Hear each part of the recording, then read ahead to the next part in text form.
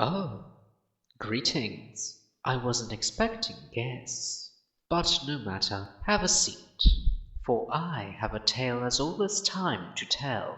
As you can see, we're not in my usual location, instead in a grand castle in the middle of God knows where. That is because today's tale centers around a franchise that I hold very dear to my heart. So sit tight, boys and girls, because we are about to embark on a journey through Castlevania, Curse of Darkness.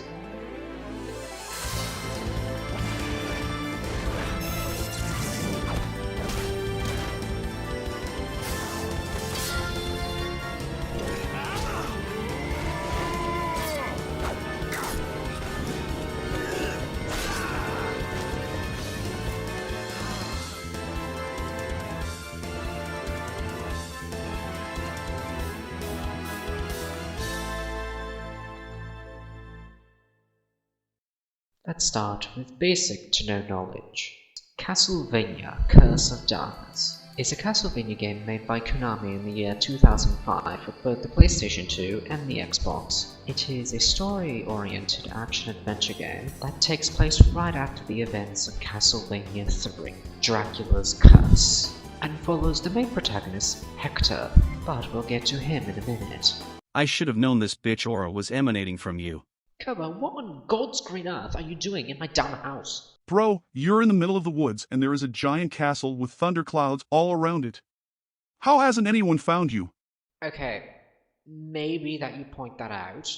Maybe it's not the most ideal situation, but that still does not explain why you are here. I came to tell you to stop being a poopy simp baby and stop being a LARPer. I'm not a damn LARPer. Okay, now that you say that, I think you may have a point. So, Kerbo, did you end up finding where this bitch energy was coming from? Yeah, we have been looking for about 20 minutes and no dice. You brought more bloody people with you. God, if I was expecting this many people in my damn castle, I would have sent a party invitation. Now, if another person shows up in my damn castle unannounced, I'm going to lose it. Hey, so I heard you were finally talking about Castlevania. That's awesome, dude. Congrats. Fuck! Okay.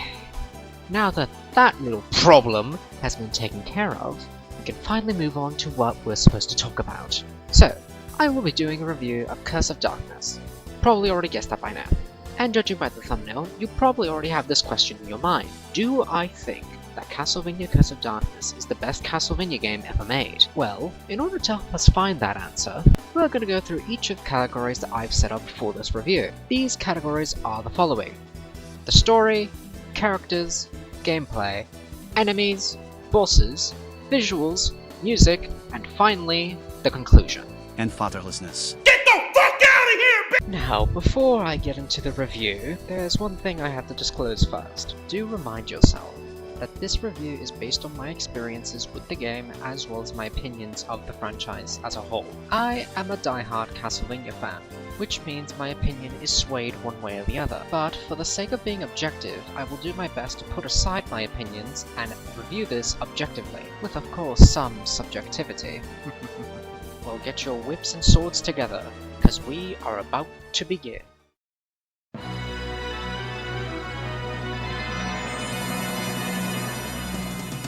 Oh my god, where does one start? Okay, I'm gonna do my best to keep this as concise and simple as possible, as there's a lot of moving parts in some instances, and I don't want to make this video drag on for as long as it needs to. However, if I feel something is important enough or needs clarification, I will stay on that and do my best to explain it. Are we good? Great, we're great. The story starts off with exposition from the narrator of the events from Dracula's Curse. It basically gives a more detailed recap of what events transpired. Instead, now, it implies that everyone that Trevor met joined him and defeated Dracula together, instead of what happened in that game where you would get different endings on which character you chose to accompany you. Anyway, he begins to further explain what the title Castlevania 3 was implying, saying that after Dracula's defeat, he threw a temper tantrum and decided to curse the entirety of Europe with a, you guessed it, curse. It goes into further detail as to what the curse did, leaving rage and murderous impulses in people's hearts, and leaving the lands of Europe with disease and famine. If only there was a group of people who could fix this problem. It ends by saying that now 3 years have passed, meaning that the story of the game takes place in the year 1479. Are you getting sleepy? Don't worry, when I had to read that frickin' scene in-game, I almost felt sleepy too. I mean, for fuck's sake, I had to put this on 2x speed! But worry not, my dear travelers. This is where the story actually starts. We are introduced to Hector, running into a giant castle via a giant-ass drawbridge. He shouts out for a man named Isaac, implying that already we have this man out for some kind of revenge. Then we are introduced to the most gayest thing since June. Isaac LaForez, the main antagonist of this game. Hector tells him that he was finally able to track him down, but Isaac tells him the following. Like hell you did, shitlibs. It was in fact I who lured you here. In fact, I can kick your ass right now if I wanted to.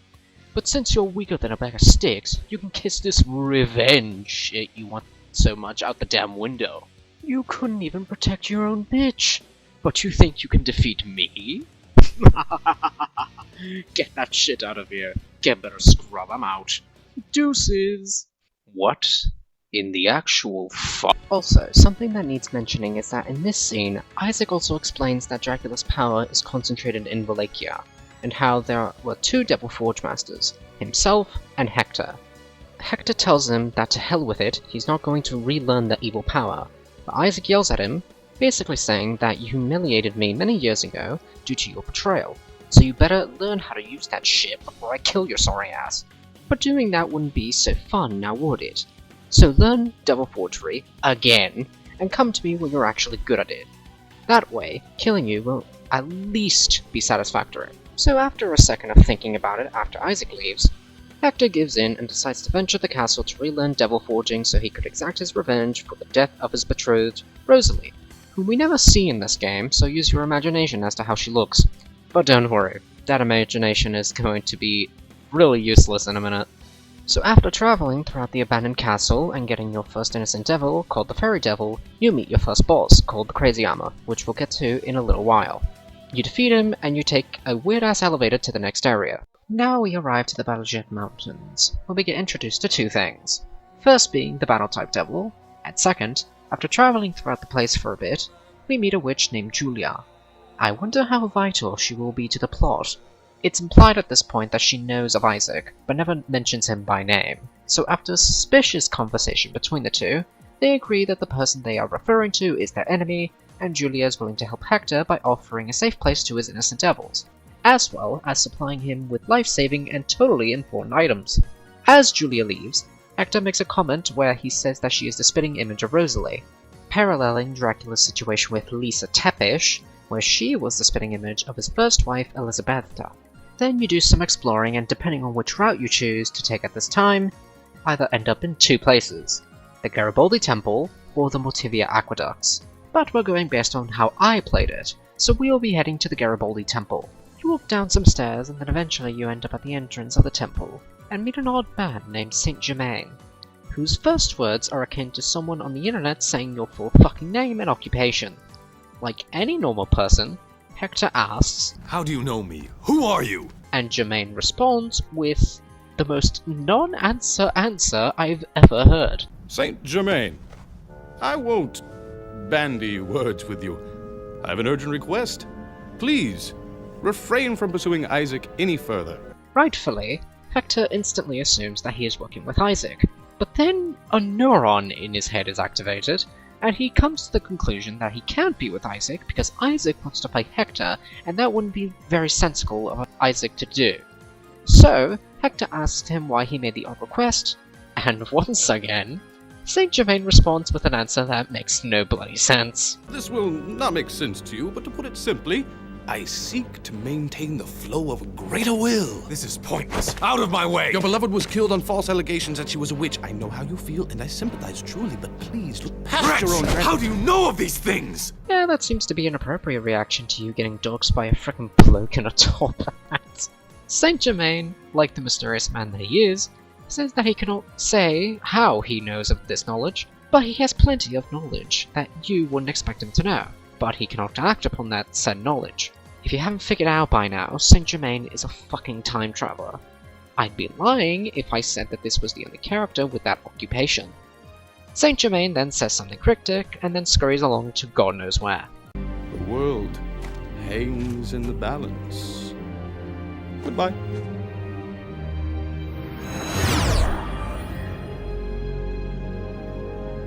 Who was that? Understandable question that you, my friend, are never going to get answered. Oh, but if you think we're done at the Garibaldi Temple, then time must be a concept to you. Because after exploring the Garibaldi Temple, for what seems like fucking decades, we finally arrive to a room where we meet the famous Trevor fucking Belmont. Are you serious? I wonder what he's gonna say or do. Are you the Devil Forge Master? That whip. Could he be? Answer me! Are you the Devil Forge Master? I am. Then this is the hour of your death. Oh my god, I'm going to fucking die. So after getting your ass kicked in by the power of 1,000 men, Trevor asks Hector again if he was the Devil Forge Master, due to how fucking weak he was. Damn, the silent insult.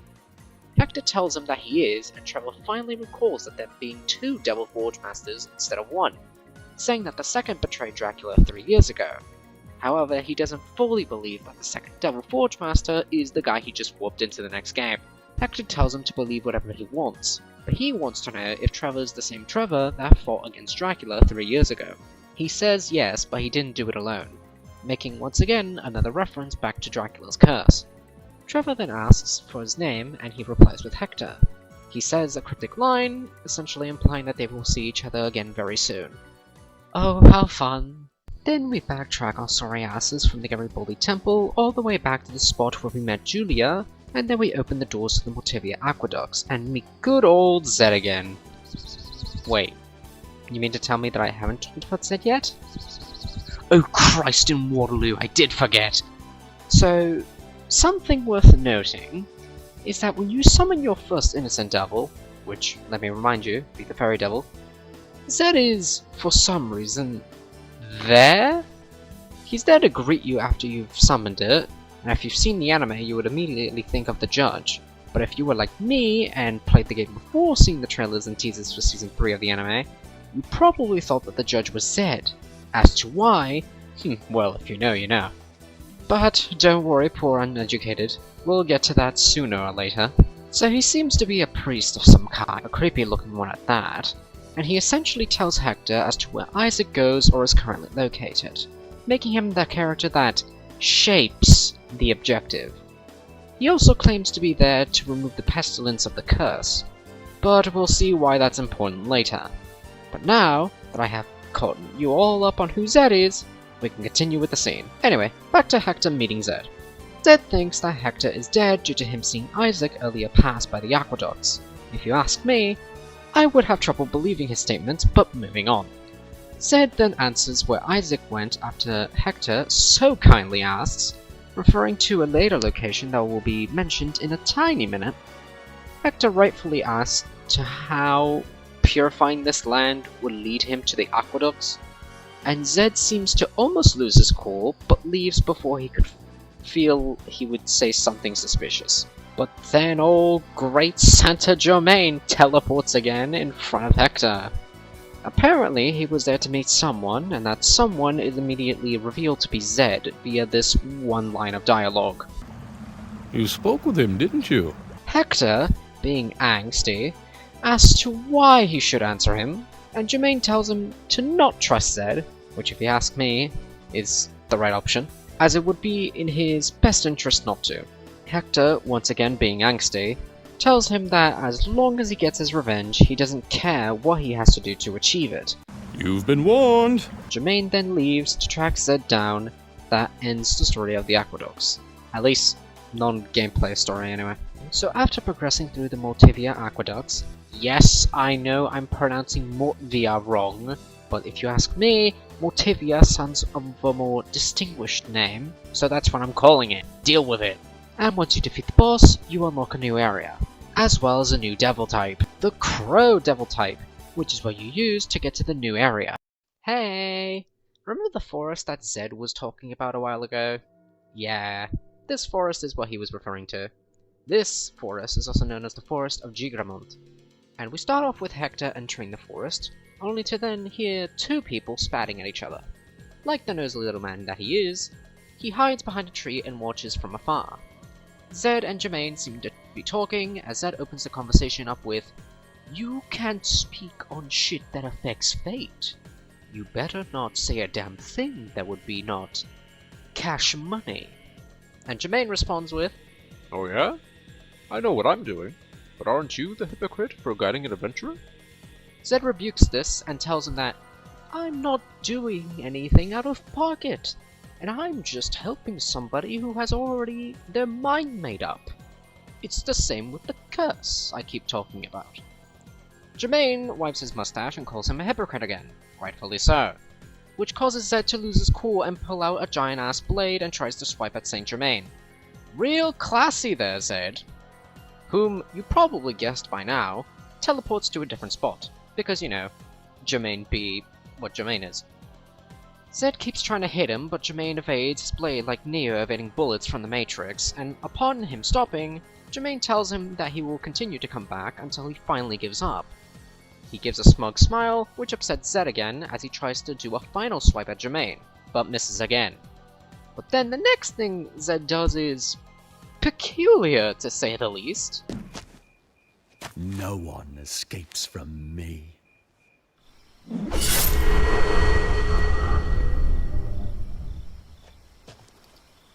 So, those two are enemies. Congratulations, Hector, you graduated from the school of nah shit! So after that little confrontation, you explore the forest and sooner or later end up in Cordova Town, where you meet gay man Isaac again, with his demon partner Abel. I'm really hoping that we are not talking about that Abel. He says along these lines, "So, you finally reached me." It's still too early. I can still feel the weakness from you. But no matter. I'm bored anyway, so might as well test how much power you've gained back. Upon battling him, he resumed the cutscene to where he says the following. "Oh, how pleasuring. Your power is truly coming back, but it still ain't shit." There, stop! Julia! Wait, what? What the fuck did you just say, Julia? This man right here. Him. That man is your fucking brother! Bro, what fucking family reunion is this? Brother? Yeah, Hector, I'm confused out of my mind as well. So turns out, Julia is Isaac's sister, and Isaac is annoyed that she showed up, but decides to leave via portal. But before he does, he tells Hector to get better because it's too early to kill his pest ass, and if he wants to kill him, then he's going to need it. Hector tries to stop him, but Julia rushes in front of him and tells him to let him go. Due to his neurons being, well, existing, Hector thinks that Julia is in leagues with Isaac, but Julia shoots this down and tells him that she truly wants him to stop her brother, but doing it now would be too soon. She begins to explain that her brother is very much on that Dracula curse juice, and that his desires basically amount to the same worth as a Weimar dollar in the 1930s. Hector then tells Julia that why not just ask Trevor to do it, because, you know, he's of sound mind. But Julia also shoots that down as she says that he must be the one to defeat Isaac, because 1. Isaac has always respected Hector, and 2. If Hector was the one to kill Isaac, then she would be able to live with it. Okay, I guess. Hector apologizes for his outburst on Julia and agrees to wish and leaves. Julia, as he is leaving, tells him to be vigilant and says something akin to, "I have a bad feeling about this." So after that whole fiasco with Julia and Isaac, Hector continues to travel around Cordova Town until he finally finds the Eneomus machine tower, where guess who he finds there? Saint Germain. That's who he frickin' finds. Apparently, Saint Germain is surprised to see him, as if in the area that he's in, he's not supposed to be there. Hector makes a small comment about him and Zed, where Saint Germain replies, I see you were spying on us. But I am an expert at miraculous escapes. Despite that, however, I have fallen into his trap at last. Trap? What trap? Yeah, Saint Germain. What fucking trap? The only trap is the siren that's outside this freaking room. Well, the space itself is a barrier. Which leads me to question, how did you get here? Oh my god, even he is confused. So Hector begins to explain to Mr. Top Hat that there were no barriers, and he just got there on foot. Which apparently gave Saint Germain an epiphany, and, well, you know how those go. Interesting. Yes, that is quite possible. What are you saying? Well, in this space, I may be partially freed of the fess of time. Well, that means I can have a direct physical effect here. For example, I could fight you. So is that your intent? To stop me by force? Not exactly. By fighting you, all that I need to know will be revealed. Reveal what? His fucking blood type? What is it with everyone just picking a fight on Hector just because they can? And I know damn well that Saint Germain could have literally thought of anything else to solve whatever question that he had lingering. Also, remember when I said that Saint Germain was a time traveler? This may not be the first time he explains it, but this is the time where I plan to explain it myself in simpler terms. Since he is a time traveler, he can only watch things in the time that he is currently in. He cannot have any direct effect in that time, or else chaos will ensue. You know, the usual time travel mumbo-jumbo. And considering how smart this guy is, we can obviously assume that he's been a few places. Anyway, moving on. After the fight, Germain surrenders and finally gets his question answered. He also promises Hector that he will stop meddling in his affairs. In this section, he also explains what he is exactly. He says he's a traveler, but never specifically states that he's a time traveler. It's best that you just go with what I told you before. After that, he tells Hector that there's a new destiny arising from within him, and to follow the correct one that has been set out for him. Whatever the hell that means. But considering that this is the last time we'll be seeing Saint Germain again, I'll let this clip play for a little bit. Give my regards to Zed when you see him.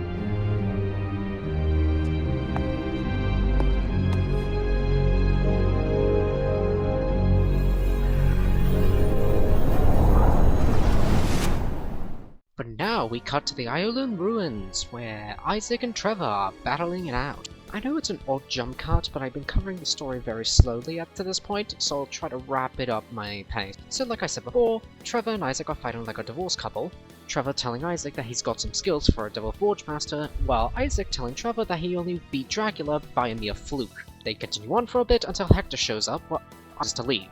After this, Trevor finally acknowledges that Hector is Isaac's enemy, and that means they can be allies. But don't get mistaken though, because Trevor still wants to kill Isaac, makes it abundantly clear that he will be the one to kill him.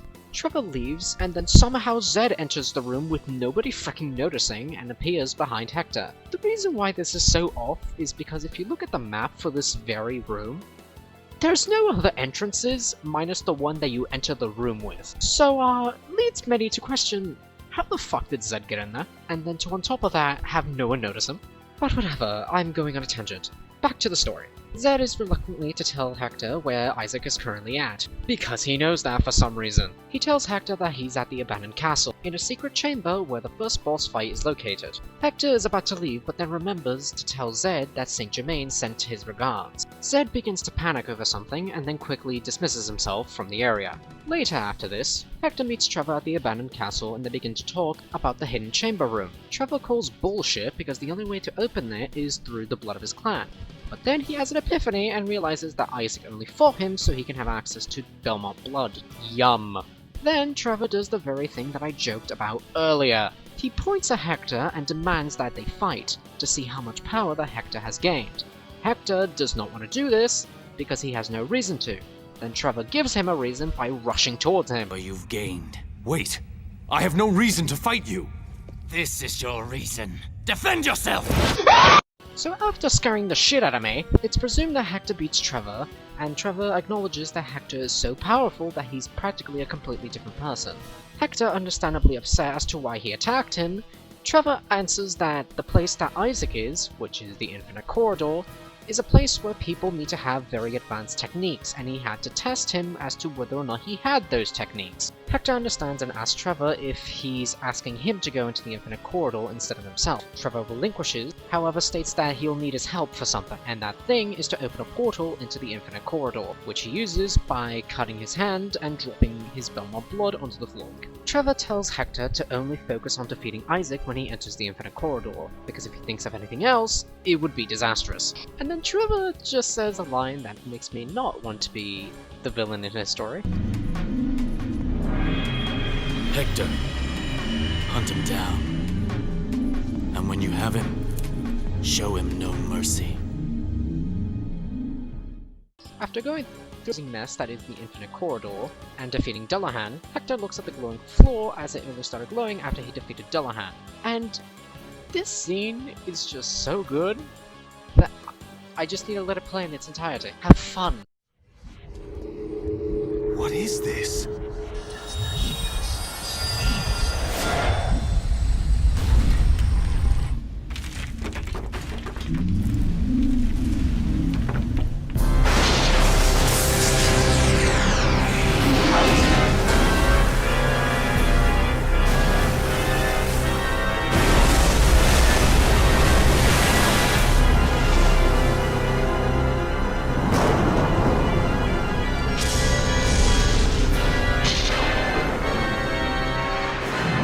Enormous power! Dracula's castle? Have I arrived too late?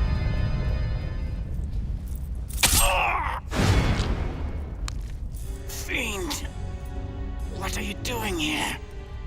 I can't have you interfering beyond this point. I left that seal to Hector. Impossible! The seal cannot be undone except by a torrent of demonic energy. Hector could not know that. Do not equate a Devil Forge Master's power with that of an ordinary sorcerer. For a seal like that, the magic produced in battle is more than enough. Placing a guard there proved to be your downfall. Enough talk. Time to die.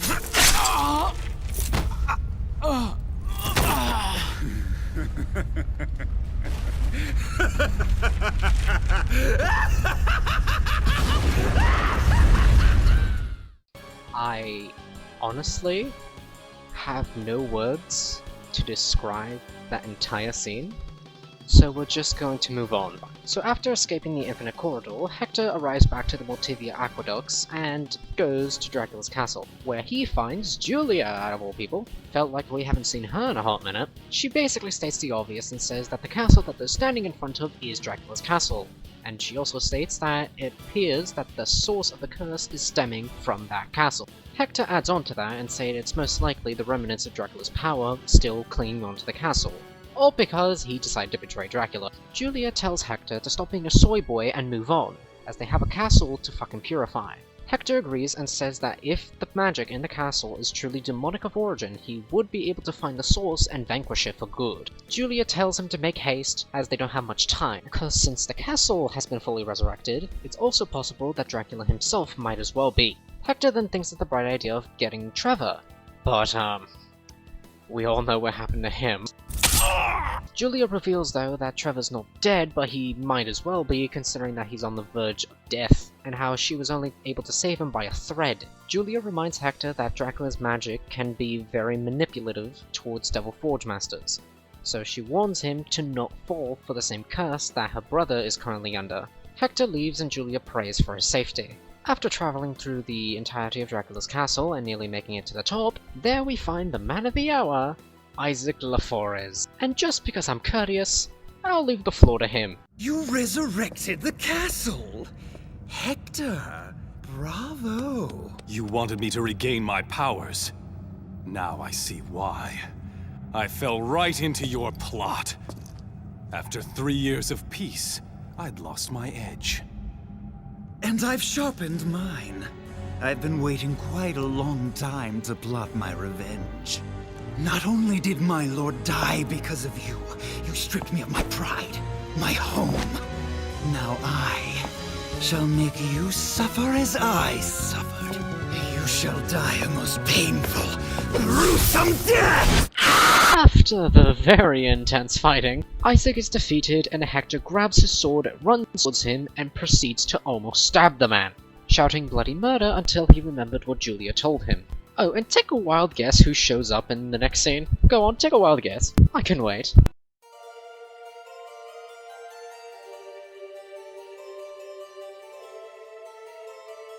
It's fucking Zed. So, turns out, everything that happened within Curse of Darkness' story can be traced back to Zed's actions. And there were hints sprinkled throughout the entire story, which I totally didn't point out, by the way, where he would be involved in some grand scheme. Hector, obviously distraught over Zed's betrayal, and watching Isaac get spiritually dragged into a coffin and then disappear into the blue, Zed proclaims that even if he did use Hector, it wouldn't have mattered because Devil Forge Masters are prime candidates for Dracula's resurrection, and the whole purpose of Hector regaining his powers was so that Hector could be the one to resurrect Dracula using his own body. However, things did not turn out that way, clearly, so Isaac ended up being the one. Hector asks Zed who he is exactly, but completely gets ignored as Zed continues to ramble, as he states that in order for a candidate to be completely infused into Dracula's new body, they would have to succumb to Dracula's curse, which Hector did not do. So he essentially says that once Hector had done that,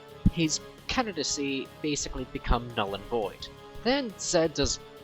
Wait, what the fuck did he pull out? Oh wait, goddammit. Is that the Grim Reaper?! So even bigger revelation, Zed turned out to be deaf this entire time, which makes all of his actions and his reactions to most of his actions and the stuff that goes on around him make more sense. Like as to how he would randomly show up in places where he shouldn't be. Luckily for everyone involved, Hector defeats Death and moves to the final area of the castle, where he meets Dracula himself, as he is now reborn with Isaac's body. You fight him, you defeat him, and once Hector defeats Dracula, he manages to revert the curse into something harmless, using his Devil Forge mastering abilities. However, according to him, it was very difficult and very monstrous to do. Luckily for him, Julia comes at the right time to escort him out of the castle before the castle turns into literal rock dust. Except for Isaac though. Just let him die. They make it out safely, they go back to Julia's cabin, and that's the end of the story, heavily implying that they become factually in love with each other by the end of the story.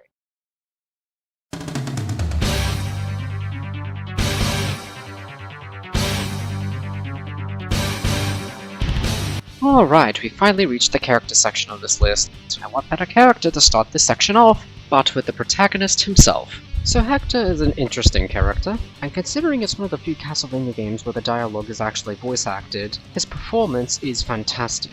His character and his motivations is what kept me drawn to the story in the first place, as well as the characters that he interacts with and how he interacts with them. Also, Hector's very It's also very interesting to have a character that's a Devil Forge Master, as up to this point in the series, we've never had a main character who was that. Granted, we had Soma Cruz, who was the literal reincarnation of Dracula, before this. However, I say it's a different case, as that's literally just Dracula himself, and we're just following a guy who used to work for him. It's also interesting in the story how there are many instances where he's so close to letting the curse of Dracula overcome him, but then his connections with the characters that he meets along the way helps him stay on the right path, and I think it's brilliant writing on the storyteller's part. Granted, Hector is not perfect. This is a Castlevania game after all, so there are a few things to fault Hector for. He's not the brightest, but he is the most courteous, I'll give him that.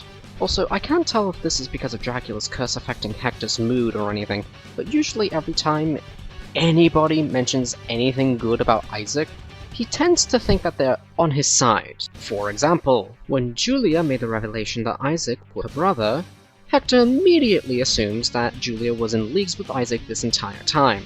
Another example, when Saint Germain tells Hector to not fight Isaac, he immediately assumes that Germain is with Isaac.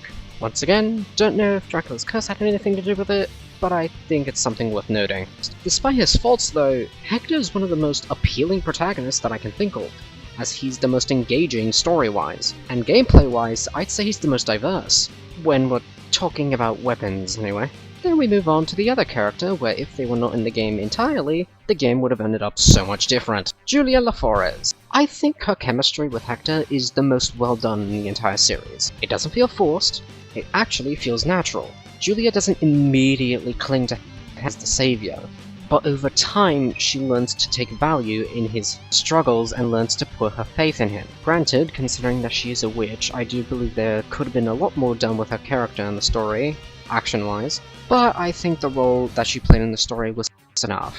If anything, she leans more towards the Symphony of the Night Maria Renard type of character, but not quite. But yeah, as far as females in this franchise go, she is definitely one of my favorites. Then we have the star of the show himself, Isaac LaForez.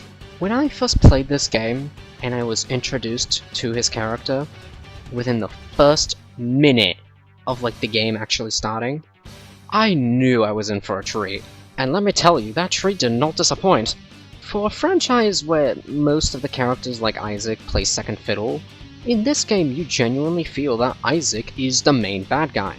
If it wasn't for the fact that we all know how most Castlevania games end. The best way to describe him is that he is the Girahem to Dracula's demise, if that makes any sort of sense.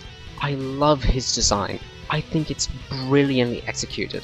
And if you ever read the Castlevania Curse of Darkness manga, you can see that from that to the game, his outfit has degraded to the point where it has turned into what we see in the game.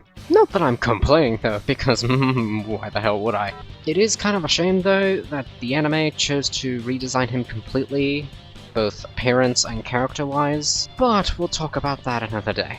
But in summary, Isaac is just great. Then we have Saint Germain, and as many jokes as I've made about his character throughout the story, I genuinely do think that the mysteriousness of his character is well executed. He offers an intrigue that not many Castlevania characters can add. Then again, the only other character that I can think of is Aeon, but he's as subtle as a brick. Not to mention, as much as I like Aeon, he doesn't have the same charisma and personality that Saint Germain offers. Plus, due to his occupation, his design is vastly different than everyone else's in the entire game, which sets him out completely, making his moments more iconic than more of the other characters' moments, besides Isaac, of course. Also, there are plenty of instances in this game where Saint Germain has offered me a good chuckle, where most Castlevania games don't do that.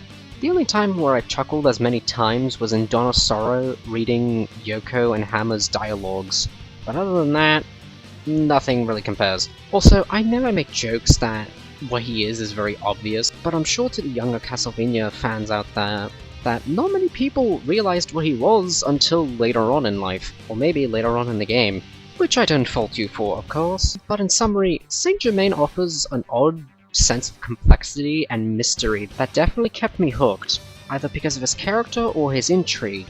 Saint Germain was one of those characters where I was always invested as to what he was going to do next, or when he would show up next. But there has to be a blunder out of this list, and no other character fits that more than Zed. Don't get me wrong, Zed fulfills his role perfectly and faithfully. But my god, can someone hit this man with a truck of subtlety? It is so plainly obvious from the first second that you see him that he's gonna be evil in one way or the other. And by the end of the game, when they reveal that he was deaf the entire time, I kind of expected it, because as a very good detective, I was easy to get the hints that this game was dropping. Not that those hints were very subtle.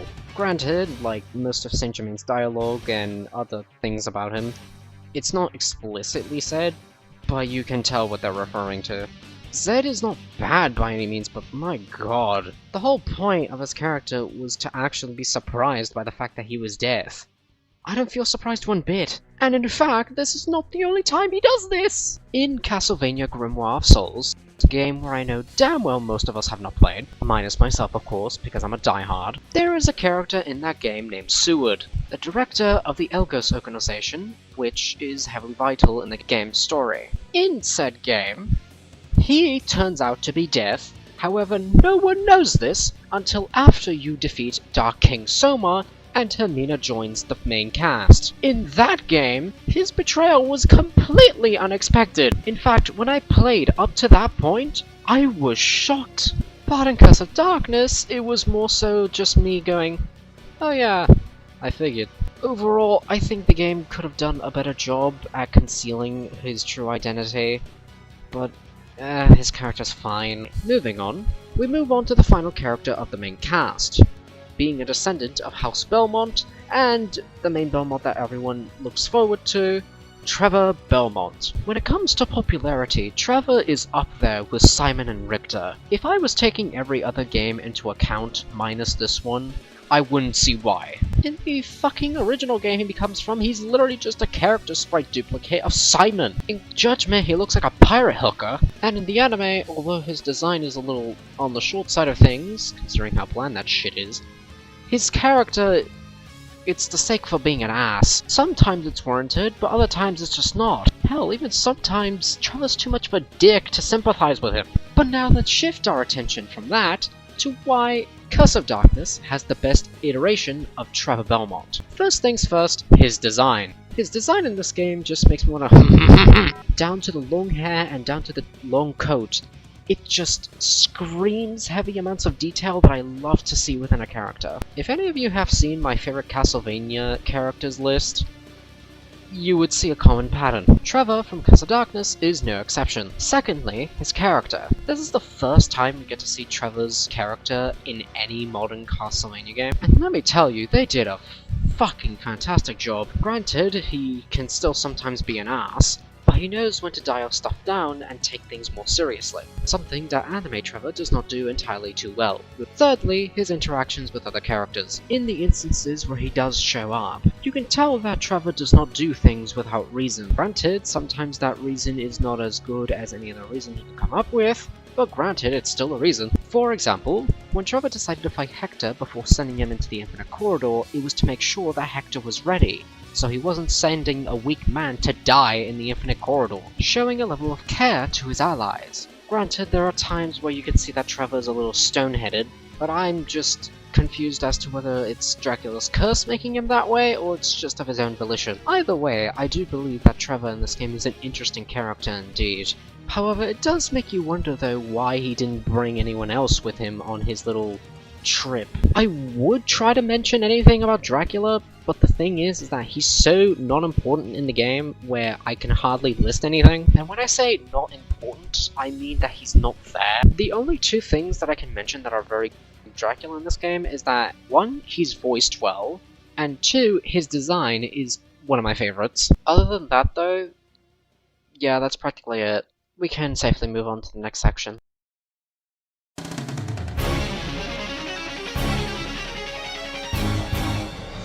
Ah yes, now we can cover the gameplay. So to get things started, there's a few mechanics to go over. First things first, the Innocent Devil mechanic. It's essentially, you get 5 different options for Innocent Devil.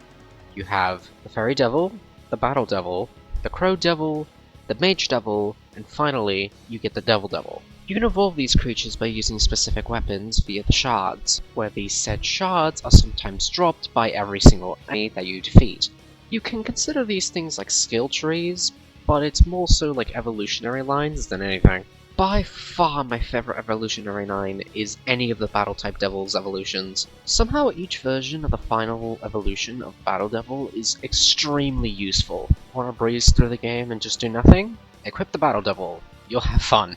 Also, who the fuck gave this guy a machine gun? Oh my god, look at that, look how happy he is. What a sick fuck. So let me go over the main purposes of each of the types. The Fairy Devil primarily focuses on healing and removes special effects that are negative to the player, stuff like poison or curse. The Battle type Devil is mainly used for DPS, so if you ever want to kill something within minutes, use them. The Crow type Devil is mainly used to get from one place to the other, as they have the ability to glide. Usually their main primary use is to get from one place to the other, so for instance, you have to glide from the Tower of Eternity to the Tower of Evermore.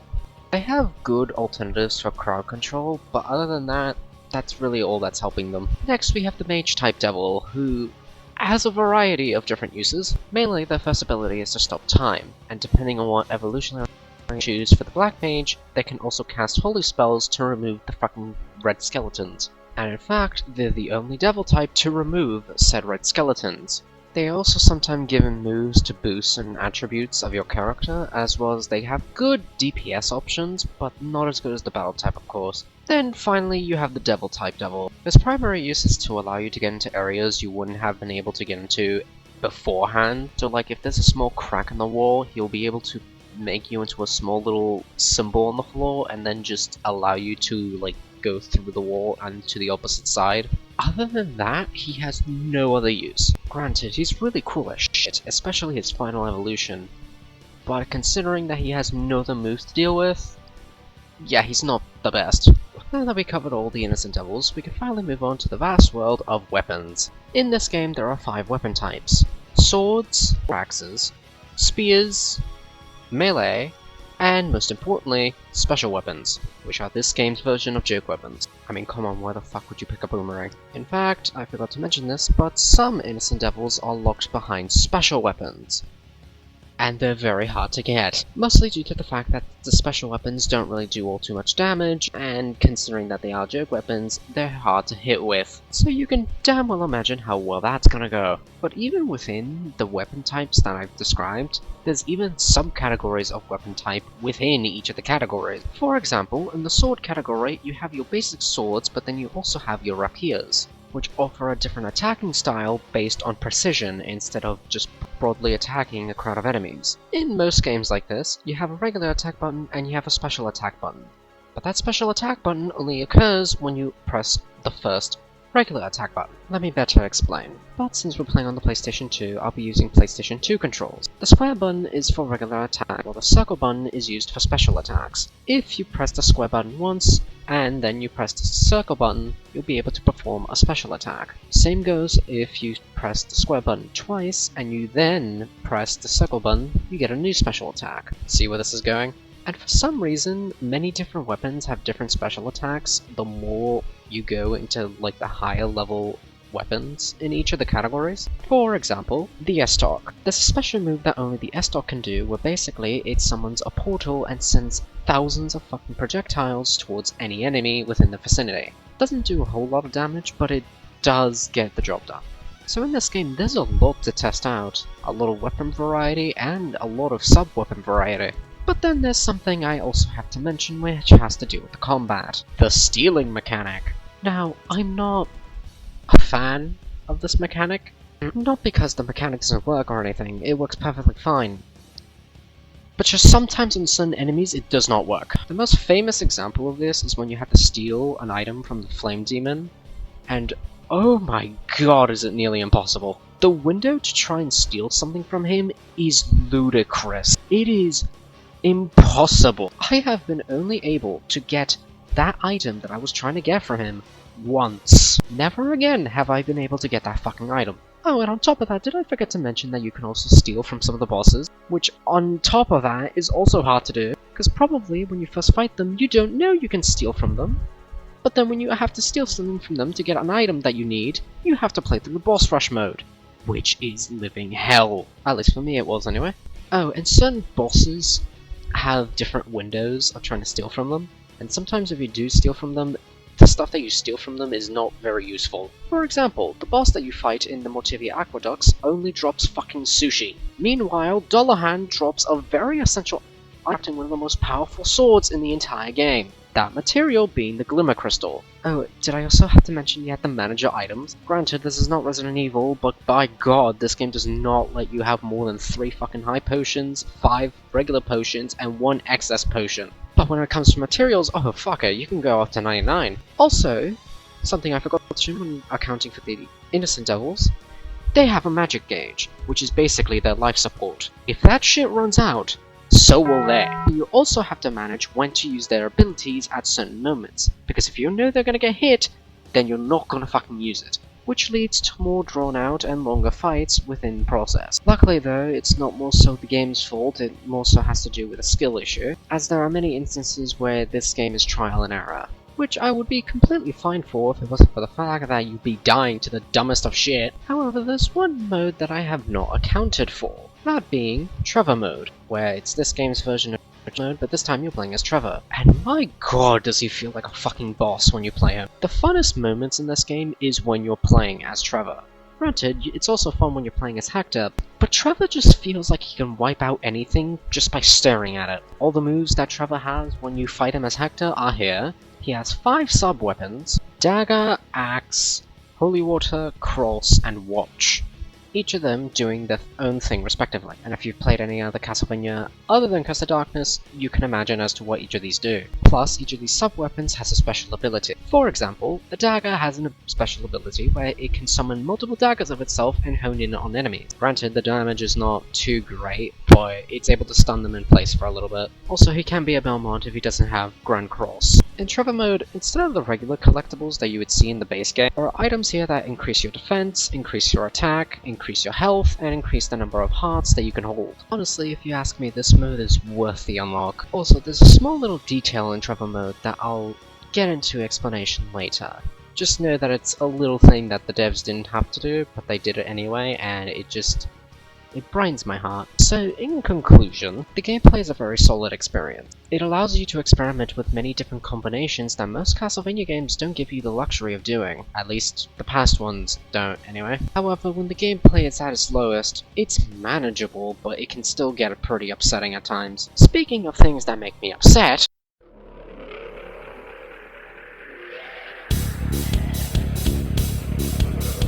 okay, let's start with something very clear. In every Castlevania game, there's going to be enemies that you are going to hate.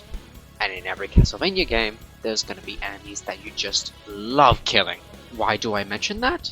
Well, it's because in this section, I'm going to divide it based on that. And considering that I like to end things on a positive note, let's start with the worst of the worst. Djinns. Considering at what time they get introduced into the game, they have far too much health and their attack patterns are annoying as hell. The Red Ogre has far too much health, does far too much damage, and considering that he can petrify you with fucking eye lasers, it makes it even harder to approach. And considering that when you have to fight him in the Tower of Evermore, he can fucking instant kill you, yeah, it doesn't really help his image, now does it? Oh, and another thing, whatever threat he poses by himself, congratulations, the game likes to put him in pairs, so have fun dealing with multiple of them. Death Rippers. By far the most annoying incarnation of the Fleaman. Not only is he just as fast, if not faster than the Fleaman, just as small as the Fleaman, but he drains health like a mother. Like Christ, you would have thought his arms were made out of syringes! There is no fucking reason as to why this one enemy can drain that much health. Oh, and you know how Fleamen are usually, like, packed together in this game? Same goes for these fuckers. So I can guarantee you this. You will most likely get hit either once, twice, or dead. The Fleamen. Same as before, just minus the health draining part. This time they're more annoying though, considering that there's more of them, and a lot more of them like to attack more often. The Slogra. Believe it or not, I genuinely like this enemy in other Castlevania games. Just not here. Like, somehow this is one of the enemies in the game where, first, they're not bad. But then later on, as they keep reintroducing various incarnations of the Slogra, it gets worse. Like, bro, if I get grabbed by you and HP drained for the 5,000th time, I'm going to fucking lose it. Oh yeah, and they usually travel in pairs, meaning that they're traveling to fun. The Amduskius. I liked the previous incarnation, the Unicorn. So why did they make this version annoying? Like, every time you attack them once, they start summoning spells all around them, making them difficult to hit, and I can guarantee you have at least once, or maybe even 3 times, have been hit by this same bullshit. Thank you, Infinite Corridor, you provide infinite amount of possibility. The Rapid Sniper. These enemies by themselves are not difficult to deal with, it's just more so their attacking patterns. Because by the Lord himself, if you do not pay attention to these guys for even a second, your health is going to decrease by 75%. Even if I was being hyperbolic with that statement, it still doesn't change that their damage output is ridiculous. And considering that in Dracula's Castle, where they're most prominently found in, they are usually in groups, have fun. The Skeleton Rider. This is by far one of the most annoying enemies to deal with in this game, and that's saying something considering the aforementioned. Well then, let me enlighten your brain. Because you see, the Skeleton Rider has one very annoying attack that they always spam, constantly, and that is their dash. They do this non-stop, and on top of that, every time you get hit by it, you constantly get knocked down. And considering that your innocent devils are fucking clueless in the entire matter, they are of no help to you either. So you will continuously keep getting hit by these stupid dashes until you can finally hit them, which may I add, considering how fast they go, it's harder to hit than you think. Oh, but if you remove the skeleton itself, they'll keep dashing at you, because the dinosaur and the skeleton rider that's on said dinosaur are two different entities. So if you kill one, you better be hoping it's the fucking dinosaur, because if you kill the skeleton, you still have trouble to deal with. Other incarnations of the skeleton rider are easy to deal with, but why is this one specific such a fucking mess? Oh, but I saved the best, or in this case the worst, for last. The Flame Demon.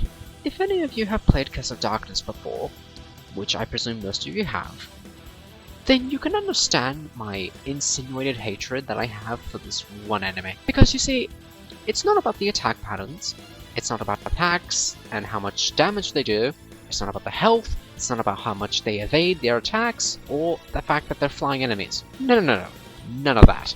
In fact, it has to deal with one of this game's mechanics. That mechanic being the stealing mechanic. For some odd reason, the developers of this game decided to make it virtually impossible to try and steal from the Flame Demon, due to how unnaturally difficult it is to try and steal from the limited window that he has. Like, why did they make it so short? Oh, and the item you can steal from them is a very essential item in crafting, or in this game's case, combining. That being the phlogiston. Hell, it's easier to steal aquamarine from the fishman than trying to get the phlogiston from the Flame Demon. Hell, stealing from some bosses is easier than trying to steal from the Flame Demon. There is literally no reason as to why his window for stealing is so short. And I know, this is one small thing, but my god, is it the most irritating thing I have ever seen in a video game.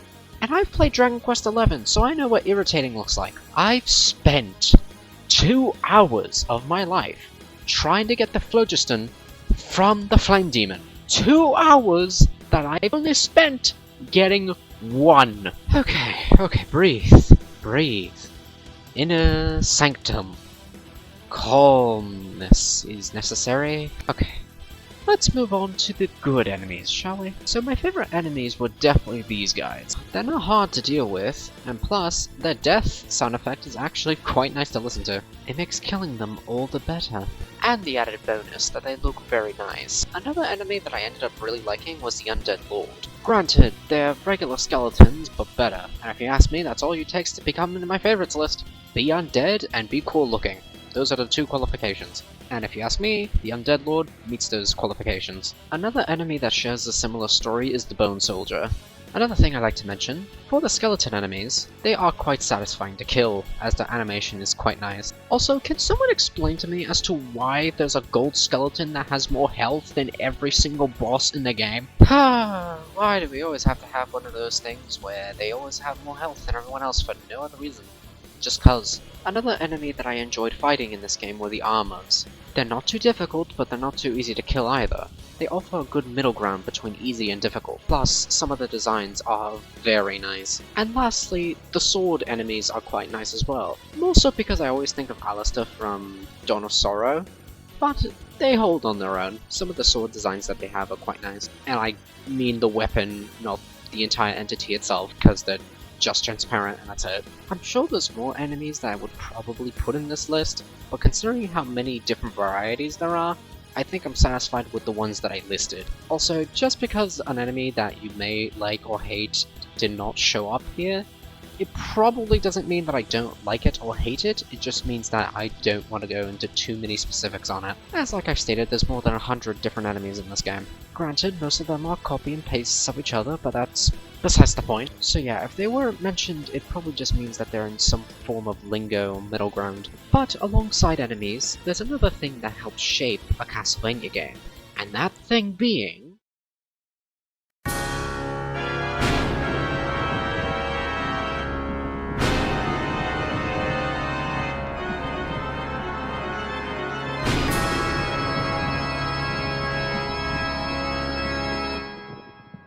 Alright, we finally arrived to the bosses, the meat and bones of it all. Now here's how we're going to structure it. Obviously, some of the bosses in the game are better than others. So, in order to anticipate for the good bosses, we're going to go over the crappy ones first. Also, just so we're clear, just because a boss shows up early in the list does not mean it's bad entirely. It's just that compared to the other bosses that come later, it's not as good. Now, let's get to the ranking. Number 14, the Minotaurus. Out of all the bosses in this game, this one felt the most boring. Either it's just a Minotaur jumping at you, or spinning constantly. His damage output is what you would expect, but it's not fun to be hit by him, especially considering his hitboxes are sometimes a little ridiculous. So yeah, by himself he's not bad, but with everyone else in accountants, yeah, he's by far the worst. Number 13, the Skeleton Diver. When I first fought him, I thought he was great. The mixture of on-water and on-land combat was well executed. But upon future boss fights with this boss, yeah, the initial magic that he once had is now gone. I will say though, he's one of the more aesthetically cool looking bosses, as it is kinda cool to just watch him ride on his fish just swim around the platform. Hell, even his death animation is pretty cool. So although I do think that this boss fight is well structured, and if it were to stand by itself, it'd be pretty good, once again with the Minotaurus, we're dealing with everyone else along with himself. So yeah. Number 12, the Wyvern. Fun fact, this is the only boss that is able to take you up into the skies, and you can fight him there. Granted, it's not much of a fight, just more you just punishing him for taking you up there. I will say though, the skybox is pretty beautiful, but that's if you'll get there long enough, as more times than not, every time you try to ride him, it's more so you just falling off before you get to that point. Hell, there has only been one instance where the game had to force me off of him because I was there for too long. All the other times I fell off prematurely. As for him attacking on the ground, yeah, it's very stereotypical dragon stuff. It's not amusing to just watch him fly in the air and just breathe flames down, because you can't really do much of anything. Unless you use your innocent devils to snipe him from long distances, but I highly doubt that most people are going to do that. So you'll just be stuck there waiting for him to come back down, which is a little bit. But once he comes down, you usually end up killing him anyway. I do think for the time his boss fight offered a unique concept, but that's the main gimmick of this boss fight, and it mainly relies on that gimmick alone. Other than that though, it's just fine. Number 11, Trevor Boss Fight 1. Okay, hear me out. Compared to how early in the game you fight him, and compared to the other boss fight you have with him later on in the game, this one is by far the weakest one, as it's mainly just Trevor spamming holy water at you until you finally lower his health bar down to 0. Sometimes you'll throw in a little kick here and there, but honestly that's all he does. I think the main draw of this boss fight though is the music and the lead up to it. Other than that, I do not see as to why this one requires as much praise as it probably usually gets.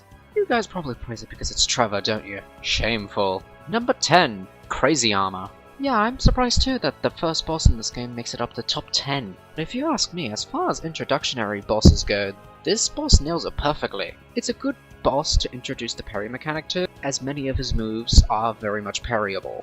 I know I say that like it's a unique thing, as most bosses in this game require you to parry, but him especially. Consider it practice. Practice that other bosses will not be willing to give you. Plus, I enjoyed both phases of his fight, as I found both of them to be quite amusing to play against. Shit, and I thought the boss fight with the Crazy Armor Bloodlines was good, but this is far superior to that. Granted though, the music from Bloodlines is far superior in this instance, but I'll leave it a pass. Plus, I love the atmosphere that this boss fight takes place in, so yeah, if you ask me, this one is a solid boss. Number 9, Isaac Boss Fight 1. To be completely honest with you, I should have labeled this boss fight against Abel, cause that's the fucker you'll be fighting against most more than Isaac. However, for what it is, considering I think it's more so a story boss fight, I think it nails the idea pretty well. Granted, I think it suffers from Trevor syndrome, where the first fight is not as good as the second, but that is usually to be expected. If only Abel in this fight wasn't such an annoying prick. Luckily though, if you have the Phoenix, you can just big bang him and he won't be much of a nuisance afterwards. But yeah, relatively speaking, Isaac's fight is fine, it's decent. The music definitely helps in that regard, but it does nothing special. Number 8, Dracula Phase 1 Fight. God, if you looked up the word underwhelming in the dictionary, Dracula from Curse of Darkness would be there. Considering that this is the first phase of the final fight, you'd think there'd be more substance to it. The music as well gives you that impression, But no, it's just him constantly evading, either teleporting away and then grabbing you, or just sending white orbs at you, or turning into bats. That's really much as Dracula as you can get. And once again, I don't want to make this comparison, but look at Bloodlines. As that boss fight, I argue, was far more unique than whatever the hell this was. And considering that this is the first time you fight Dracula in 3D, I'm not counting you two, this should have been a slam dunk! But unfortunately it was just underwhelming and decent at best. One thing they could have done is make the fight more intense, make it a lot more difficult. Maybe that way it would have been more for what it's worth. Hell, maybe then the action would finally match up with the music. But alas, we are stuck with just decent. Number 7. Trevor boss fight number 2. Considering how much of a ladder up improvement that this version of the boss fight is compared to the first one, you'd think it'd place higher. But considering that we still have a lot of bosses to go through, yeah, this one just ended up being the weakest. I do love Trevor's fight, don't get me wrong, but compared to what other bosses have in store for me, yeah, this fight does the least. Granted, it is not easy by any means, but it's not necessarily difficult either. Once you understand Trevor's movement patterns, and once you understand how his invincibility works, you can easily exploit it and go in for the kill. Plus, if your battle type devil is OP as shit, then getting rid of him isn't so much of a hassle. I will say though, fighting him for the first time, I nearly freaking died, because I was very much underestimating how this fight was gonna go. Other than wishing for more uniqueness in his fight, I think his fight is pretty okay. His fight basically separates the decents to really goods in this list. Number 6. Saint Germain. I know, I probably shouldn't have put Saint Germain above Trevor, but here's the thing. One thing that Saint Germain's fight does that Trevor's doesn't is, well, uniqueness. Because you see, the time mechanic that Saint Germain relies on in this fight is actually pretty unique, where he'll slow down time, accelerate time, reverse time if you drain his HP, basically giving him a second mini health bar, and even stopping time. If you have a black mage, it should reverse, but I still think that that mechanic alone is interesting. Plus, by far his boss fight music is the goofiest, which is very much in line with his character. If there's one thing I have to nitpick though, it's the vines that summon every time he accelerates time. Those fucking vines are the most annoying thing I've ever had to deal with, but that's a nitpick at best, and that's more so because I rarely expect them where they usually go. Plus, I think the lead up to this fight is very hilarious. So yeah, Saint Germain has a solid good boss fight. Alright, we've made it to the top 5. So who's the boss that nearly scraped by? Let's see. Dullahan! Alright, he is in this game. So having to constantly be in the shadows of your famous cousin, being the Dullahan from Portrait of Ruin, it wouldn't be all too surprising that most people don't remember this version of Dullahan. But surprisingly, his boss fight is as good as it is difficult. Even if you have a pretty decent bad devil, you are still gonna be in some trouble. To this day, it's hard for me to read what attack he's gonna do next. The only attack where I can semi-read what he's about to do is when he charges up a beam that basically curses you if you get hit by it. And on top of that, it does massive amounts of damage, so I wouldn't want to be hit by that thing. Also, my man's really loves to dash. Granted, it's not the first thing he does, but if he's out of options, he will do it. Plus, one of his steel items is one of the most essential things to create the laser sword, which is the best sword in the entire game. Undoubtedly. And don't even get me started from the suspense that builds due to the music that's played in the background. Holy jeez, does that make for a good boss fight. Number 4. Isaac's second boss fight. Yeah, talk about an improvement. So instead of using Abel this time around, he actually uses a mix of devils that you yourself have acquired throughout the entire game. Granted, some of the devils that he uses are a little questionable. I'm looking at you, furball. But besides that, I do think his boss fight is very, very enjoyable. It's a nice way to conclude a character's arc, if you know what I mean. As a way to send off the character, I think it was a great way to do it. As to me, this boss fight is the final test to see whether or not you have been worthy of the skills that you honed throughout the entire game. Spoiler alert, you were. Oh, and the music, once again, chef's kiss. It's just so good. Granted though, the only annoying thing about this fight is the bird devil that Isaac summons, as that devil is quite hard to hit, and considering that it's constantly on the move, it makes it even worse. But that's, once again, a nitpick compared to the entire boss fight. Number 3. Death himself. Apparently this boss fight was so good that they had to recycle it for Castlevania Judgment. God, I'll get to that game one day. But focusing on this fight in this game, it's very climactic, and it's by far not easy considering that he's a stationary object, but considering how many objects that he throws at you, it's harder than it looks. Plus, it's not like you can constantly wail at him, considering he has a move where he sends a giant ball of devastation your way, and you have to move the fuck away from him. That basically sums up the fight.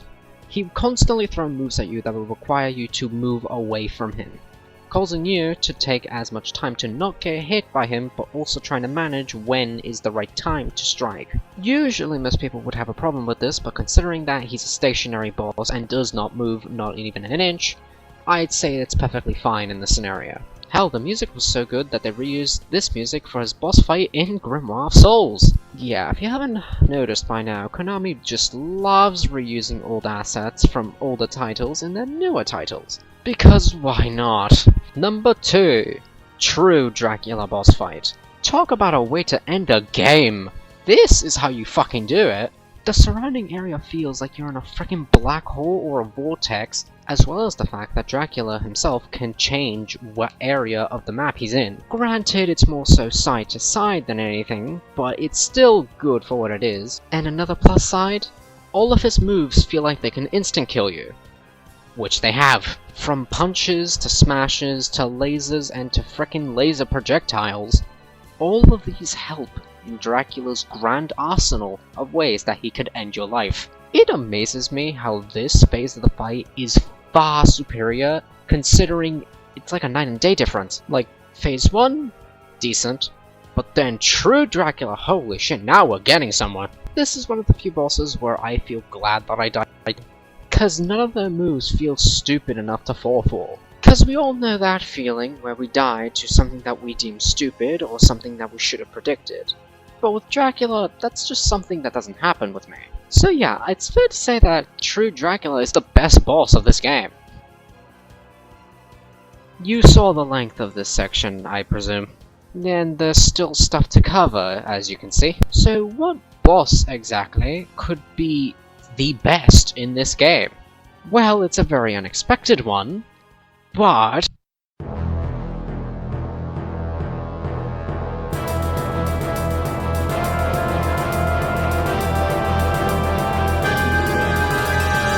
yeah, my favorite boss in this game is Legion.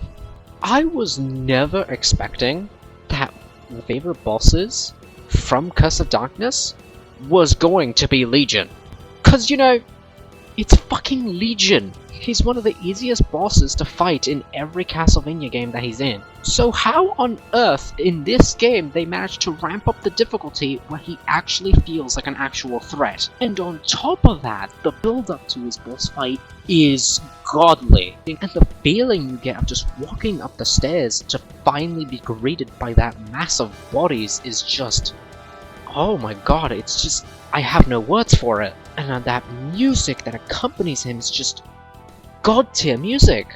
And that's just the first phase! Because once you defeat the ball of bodies and then you drop the core all the way to the ground, he turns into a white man with a heart on him. Is that the fucking tyrant from fucking Resident Evil 1? His second form is far more dangerous than the first, as his damage is more deadlier than the first, which isn't saying much considering he has the bodies attack for you, which the bodies themselves do massive damage. So yeah, down to the introduction, down to the defeat of the boss, down to the actual fighting of said boss himself, everything aligns perfectly, and it just forms the most perfect boss that any Castlevania game could ask for.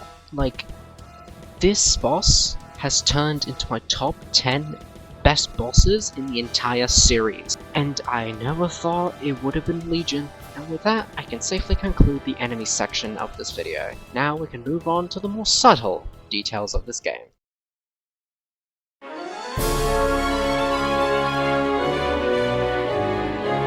Alright, let's get something very obvious out of the way. This game came out for the PlayStation 2, meaning that whatever limitations that the PS2 had, this is what this game was working with. And considering those limitations, this game looks amazing. There are so many small details hidden within this game's whole structure that they really didn't have to do. Hell, there's many references to past Castlevania games within the game's maps, as well as the heart of the game visually bears similarity to Lament of Innocence, considering that that was the previous 3D game that Konami worked on before making Curse of Darkness. Once again, Konami likes to reuse stuff, but it's fine. It's what we expected at this point. The amount of different locations that Curse of Darkness offers is remarkable, as some of these should be considered to be one of the most famous locations in the entire franchise. Granted, most of these take place in the Balkans, because everything in the Balkans is chaotic, but I mean, look at the scenery! You can take the first 3 locations of the entire game and you'll be amazed on that alone. If there is one good thing that Konami is great at doing,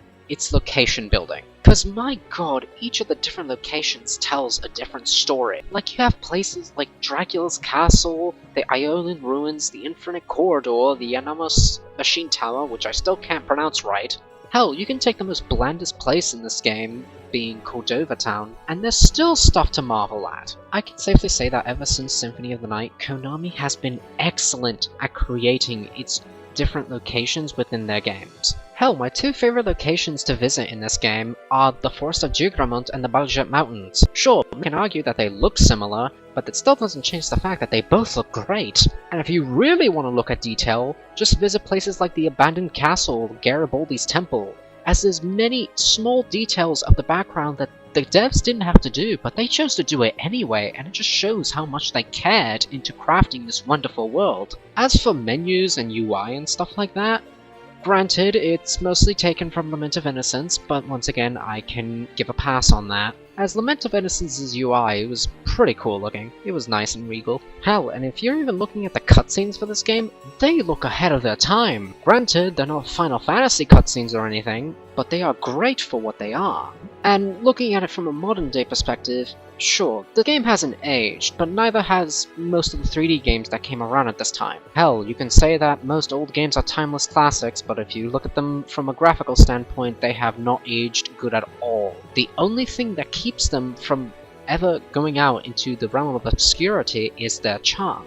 Unfortunately though, most PS2 games did not go that route, as they tried to go for a realism route. However, you can't say that each of them don't have their own unique style, as most of them definitely do, and that's what separates them from all the lookalikes to just them being themselves. Excluding the Lords of Shadow trilogy, I can safely say that this game has the best 3D visuals in the entire series. Hell, many different games do 3D visuals, but they were more so background elements than anything. Sometimes they tried to implement it into the enemy design, but that just didn't look right. So visually speaking, this game is a marvel to look at, as there's always new things that I find that just amaze me. For example, in the Cave of Jigramont, there's a statue hidden around somewhere that looks like the evil god from Dracula's Curse. Once again, one of those details that they didn't have to do, but they chose to do it anyway. So, in conclusion, it's best to say that this game has the best visuals in the entire series that aren't 2D sprites. In that case, if we're gonna go based on 2D sprites, then Symphony of the Night would have the best ones.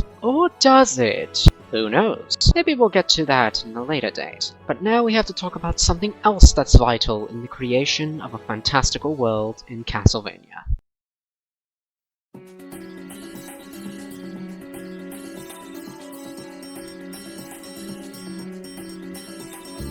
Now we've gone to the most vital part of any video game, the music. For me, the music of a game is very essential as to how I play a game. As we all know, music can help shift moods within certain people, and like that, in video games, music can help shape the mood of whatever scene, making you more emotional, making you feel like you can actually take on a fucking dragon. These things are vital to me in any video game, Castlevania especially. And there are hardly any Castlevania games where the OST has ever disappointed me.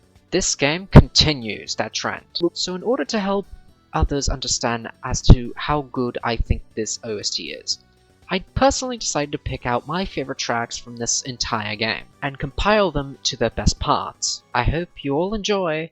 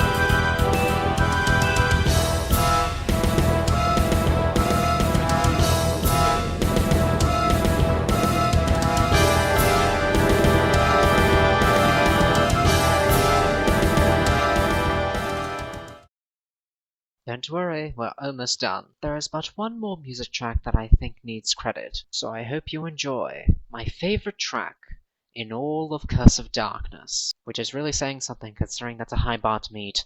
Anyway, enjoy the last one.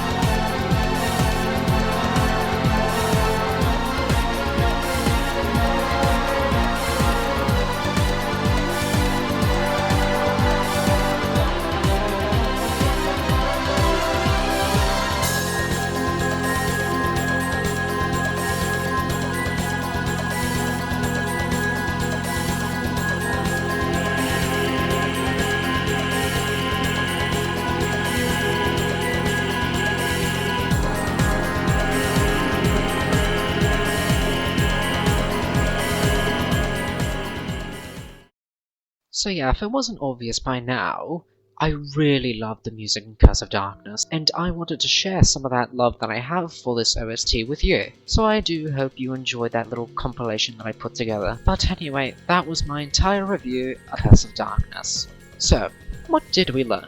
Well, for starters, the story is vastly interesting, it's got memorable and lovable characters all around, and even if there were some downers, they were still tolerable and likable. The gameplay is complex yet easy to understand once given the proper basics. The gameplay never feels dull as you unlock new weapons across your journey, whether it be swords, axes, you name it. Any weapon you unlock is new potential to learn something new within your moveset. The enemies in this game, although sometimes bearing resemblances to other enemies you'll see early game, are quite unique and vast, while although most of them feel challenging, they offer good rewards for fighting them, and sometimes killing them is quite the reward in itself. And due to the stealing mechanic, we have learned that liking some enemies will be very difficult. As for the bosses, we've seen some pretty good mainstays, as well as unique newcomers that offer good variety of challenge and fun within their own right. As for visuals, we've learned that although it hasn't aged the greatest, it goes to show how much effort that the developers have put into the world of Castlevania Curse of Darkness, leaving small little references to Castlevania games and other properties. And then lastly we learn that Castlevania Curse of Darkness has a banger soundtrack. So I leave you with this. For those who watch this far and are new to Castlevania and want to get into the franchise, I say a good start would be here, as you have a lot of fun playing this timeless classic. Or, you know, one of your Castlevania friends can tell you to start playing with Lament of Innocence. That works too. But if you look at the masterpiece of a Castlevania game, this game is your best bet. Oh, and originally there was going to be a conclusion section, but I got very tired. Yeah, make fun of me for being lazy all you want, but do you understand how long it takes to even make 1 hour of content? Let alone to try and do this weekly? But alas, I thank all of you for watching anyway, as without you, there would be no me. So yes, I heavily recommend Castlevania Curse of Darkness, and remember, stay cherryful, and I'll see you all next time. So, are we still looking for your father?